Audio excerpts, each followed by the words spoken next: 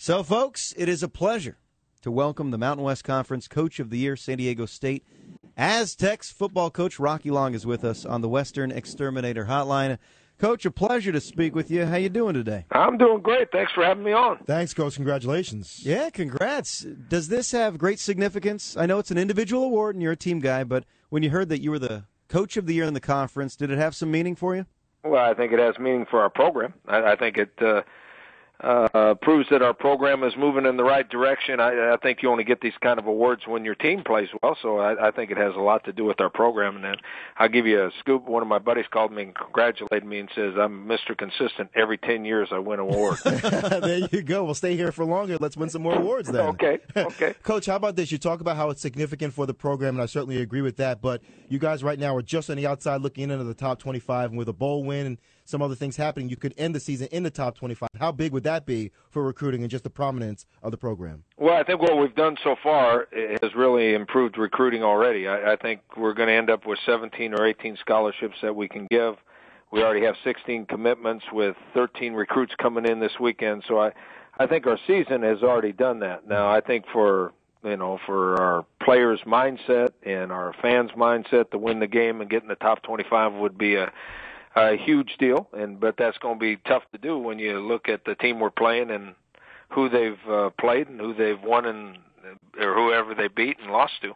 Aztecs taking on BYU in the Poinsettia Bowl. Head coach Rocky Long is with us on the Josh and Sherrod Show. Coach, from the moment you beat Wyoming, you got the Gatorade bath to December 20th. It's a long wait. Some people would say it's a positive. Some would say it's a negative. How do you view that long hiatus?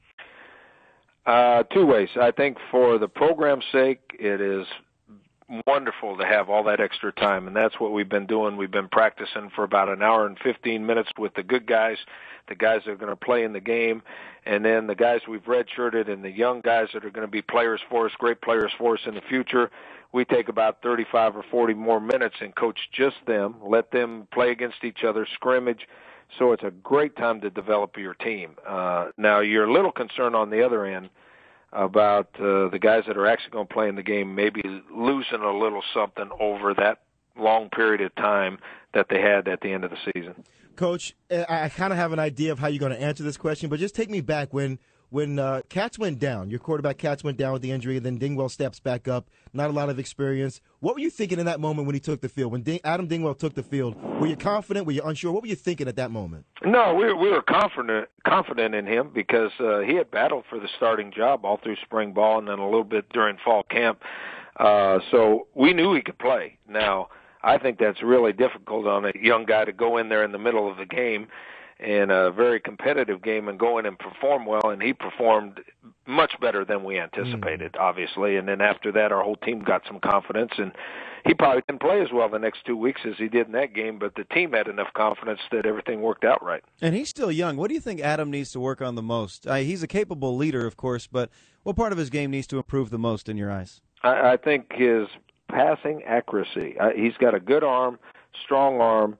I think he's a great leader, like you said. I think he's a real competitor. He can run well with the ball. I think he reads coverages well, but he misses some open receivers at times, and I think he can really improve on his accuracy. Coach, I know that the kids have to stay focused. I don't know how much they talk about it with you or if at all, but the Big East talk back and forth and teams coming, teams going. Do kids ever ask you about the security or what will happen with the Big East, or do you ever hear them kind of debating back and forth, talking about the potential of the Big East? I don't hear any of it from our team. Now, what we do hear is from the recruits. I mean, the recruits are wanting to know what's going on, and obviously we don't really know. I mean, we know we're going to the Big East. We don't exactly know who's going to be in the Big East after next year. We have a good idea who's going to be there next year, but after that we're not sure. So we get a lot more inquiries from the recruits than our team. I guess we're trained. Our team doesn't care who they play. They just put them up there and we'll show up. Has it been adverse as far as what you're hearing from the recruits? No, it's actually been a positive. Mm-hmm. I mean, I think a lot of the guys we're recruiting are excited about playing people they don't know about other than by reputation. And I think there's excitement about traveling. rather than playing in the same conference that San Diego State's been in for a long, long time, it seems kind of exciting to the recruits that it's going to be a different conference. Yeah, and we understand the positives, and I know Jim Sturk has talked about the positives, but you've been around since the inception. Back in 1999, you've been a part of this conference. Do you ever think to yourself, man, this could have been truly something special had TCU, Utah, BYU stuck around? I think that this league could have been something really special, and what's sad to me is when you had the BYU, Utah, TCU, all those in the same league, I thought it was one of the better leagues in the country. But what you can't find is population, and the whole college athletics is being run by TV now because you need the TV revenue. TV is deciding who plays who and where and how much they'll pay for it. And because of population, this league didn't have a chance to get into that position because of population centers. Aztecs in their final year in the Mountain West Conference before they head to the Big East. One more game. It's a big bowl game against BYU. Head coach Rocky Long, nice enough to join us here on San Diego Sports Leader XX 1090. Coach, I was up in Seattle for the first game against Washington, and you keep the fans guessing. There were articles that Rocky Long has a chart, and we were on our toes thinking, all right, what are they going to do? Extra point, 2-point conversion. Going into every game, do you know your game plan, or do you sometimes think of it on the fly? Do you adjust based on what you're feeling at that moment? Both. Every game we go into, we have a plan on when we're going to go for 2 points. I mean, now late in the game, we have a chart that everybody uses, by number of points you're behind and ahead and all those sort of things. But before that, we'll have a game plan on where we're going to go for it on fourth down, what the down and distance has to be, what the field position has to be to go for it on fourth down. The 2-point conversion, we have an idea. It's more developed by what the score is at that time. But every once in a while you go with feel. You go with the feel of the game if you have momentum or don't have momentum on what you do. Coach, you've been in this game as far as a head coach or a coach in this game since the 70s, a good long while, 40 years. So you've watched the evolution or maybe the way it's kind of devolved as far as coaches being treated. Are you surprised at the short stint that some of these coaches are getting around college football, getting fired after 1.5 years, 2 years? Are you surprised at this? It kind of worries me. It bothers me. When a coach gets fired after one season or 2 seasons, I think reality is set in that there's so much pressure on making money that the one-loss record is so important.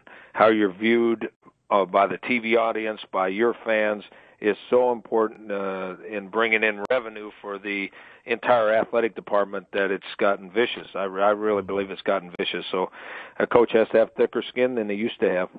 This game is changing. I totally agree with that. Coach, a couple of quick ones before you go. Love the running game, and I didn't think I would love it this much as Ronnie Hillman left the program, but from Walter Casey to Adam Uema, it's been terrific. Did you know it would be this good?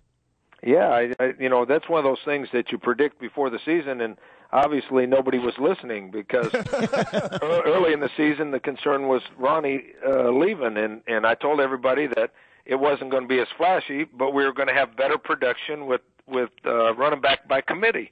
And either they weren't listening or they didn't believe me because we set a record here for a number of yards rushing. Our top rusher led the conference in yards per carry. I mean, he was over 6 yards per carry. It doesn't surprise me, but it seems to be surprising everybody else. Yeah, Coach, I was listening. I just didn't believe you. I'll be honest. I'm not going to lie. Okay, you don't have to believe me. A lot of people don't believe me, especially my wife. Coach, finally, how do you beat BYU? It's a simple question. I know you're breaking down the game film. How do you beat BYU? Well, we have to be able to run the ball, and they're number 3 in the country in run defense, and they've got gigantic guys up front. They look like a pro front line of scrimmage or front 7. They look like pros. Their linebackers are huge guys. Their defensive linemen are huge guys, and they're 3rd in the country in rushing defense. But we won 9 games by running the ball and using play-action pass and trying to play good defense, and we're not changing. We'll just see who reacts the best on game day. Nice. December the 20th, Qualcomm Stadium. Tickets available, 619-283-SDSU, or right there at the Qualcomm Stadium box office. Coach, once again, congratulations on the success. We Absolutely. Really appreciate your time. I appreciate you guys having me on. Thanks a lot. Thanks, Coach.